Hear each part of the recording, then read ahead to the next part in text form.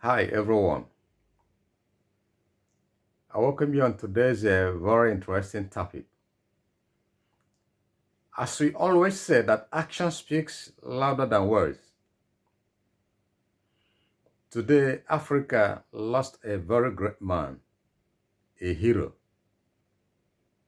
a legend, as you may say, Chairman J J Rawlings, Chairman Rawlings, as he was popularly known on the war stage and in Africa in general.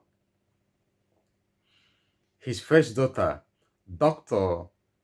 Zanetta Ashman Rawlings, brought the memory of his father close to our heart. It is no more a story. It is not a guesswork, but you hear her or you hear from the horse's mouth what she has to say or remember about his dad.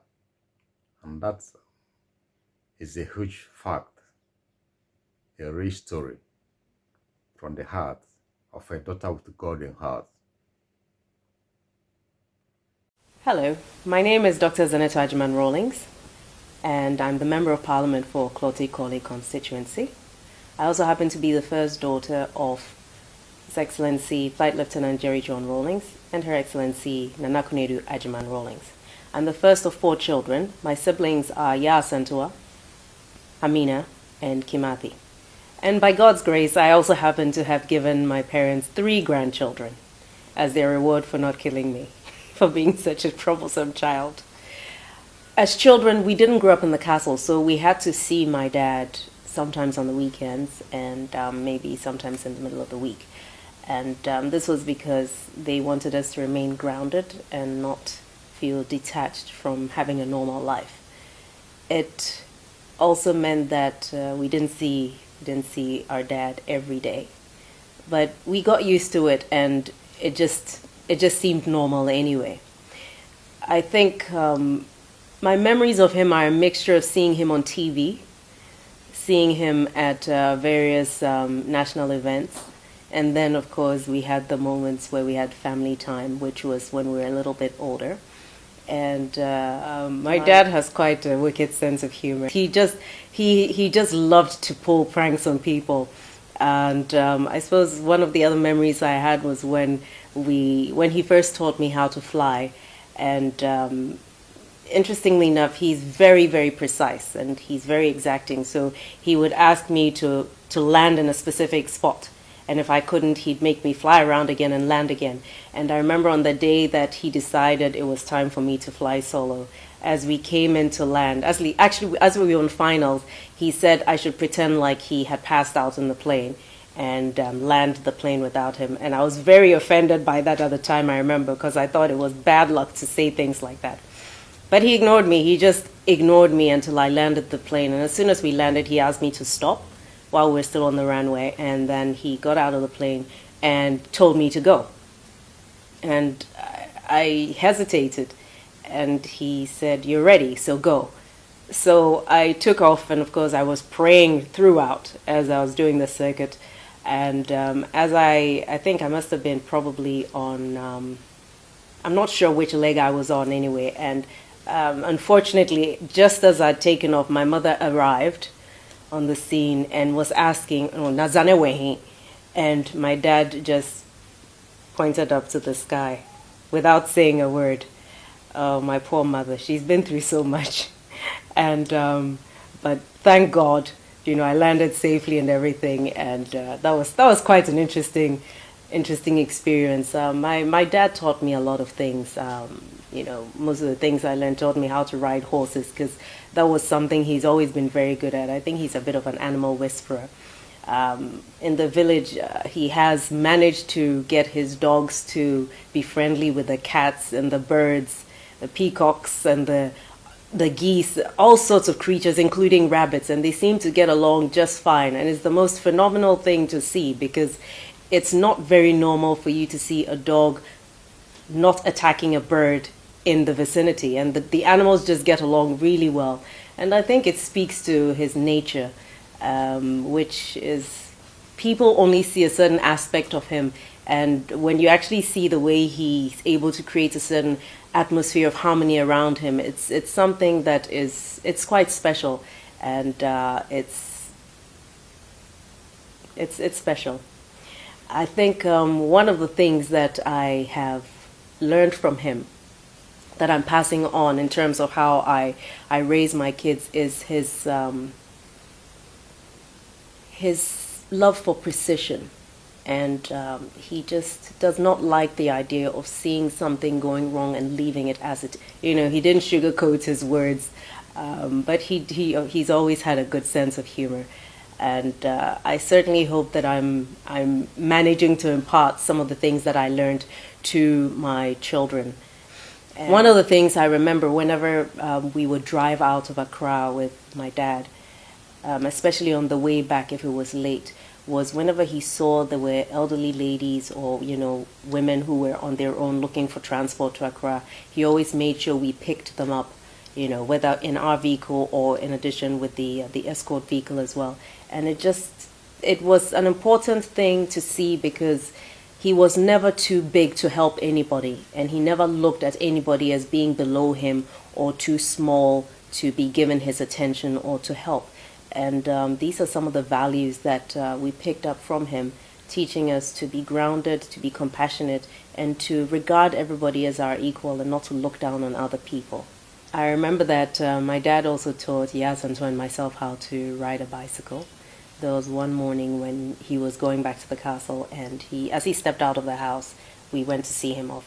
He looked at the bicycle with the trainer wheels on either side, and he asked his guards to undo the wheels, and he was determined to teach us how to ride that morning. And so we got onto the bike, and he pushed the bike all the way to the front gate. And I remember, I think, did I almost fall or did I fall? And then on the second go, he pushed it and he said, "Just focus. I'm not going to let go. Just focus and just keep riding." And he did let go, but I kept my focus and I didn't fall off. And that was it. That was how he taught us how to ride a bicycle. My dad is just a hands-on, practical type of person, and we've had memorable moments in spite of the fact that most of that time was actually given to Ghana and not as much spent with us. But what we had was worth it. Daddy, I would like to, on behalf of Yasantua, Amina, Kimathi, and myself, and may God richly bless you and keep you. Right.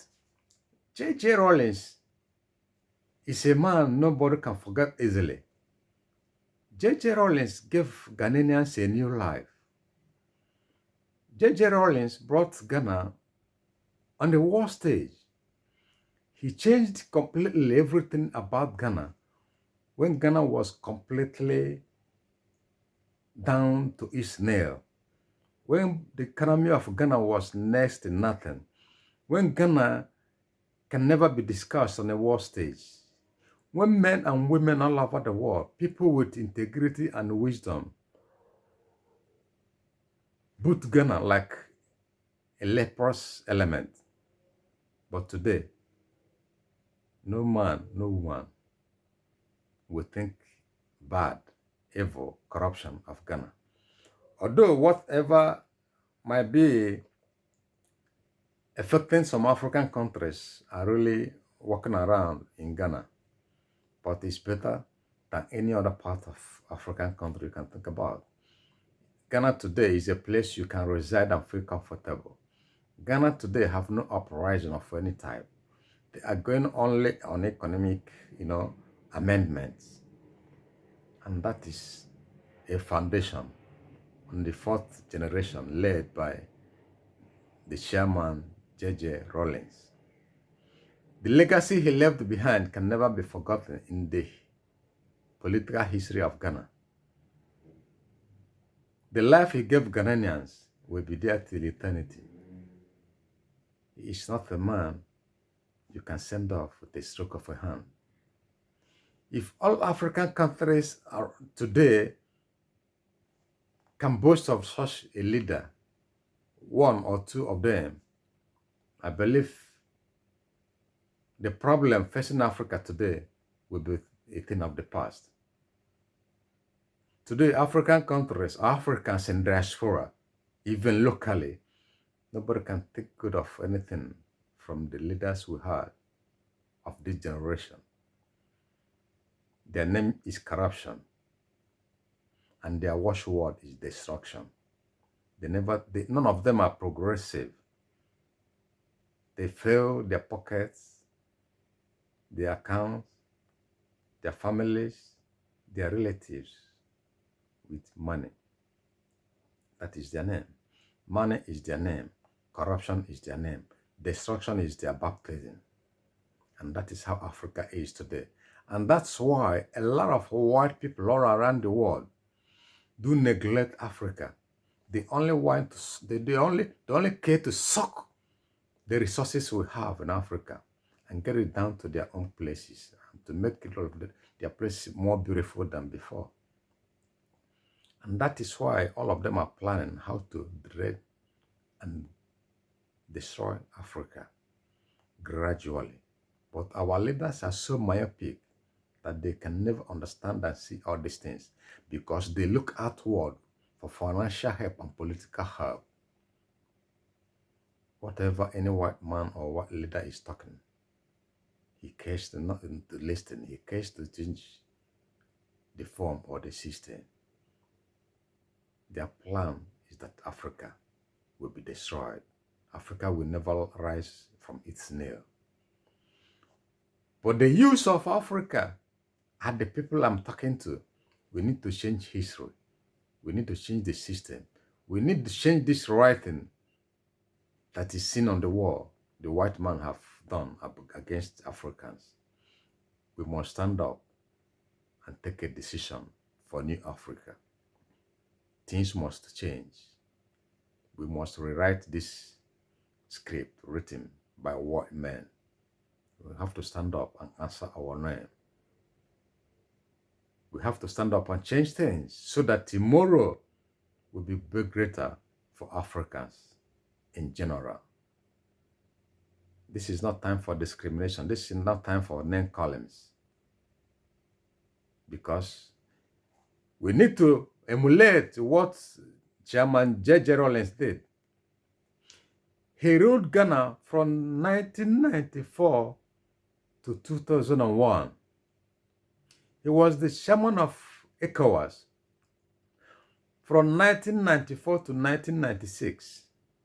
If I may be right. Right. So if you can understand this man, the work he poured in Africa, he is a man that cares for live and let live. He hates oppression. He hates depression. He hates tyrannism. He is a man that cares for his people oriented. That is the name of his regime those days. If we have few leaders who can think and reason like this late J J Rawlings, believe it or not, Africa will rise from its dust and answer a new name. And I hope it will be so in little or no time. With the present leaders we have who are in diaspora, I'm calling all of you to rise up so that Africa at the same time will rise up. Let us give a new name to Africa. Africa that will be good for all of us. Africa that will be good for our future generations, our born children, that everybody will rejoice and glorify. We believe it is time. Let us do it so that the white people will continue to say they are supreme to Africans or to black men. We are greater than them. We are the first world. And we must remain the first world in time to come. I thank you for listening. Have a pleasant day. See you on top.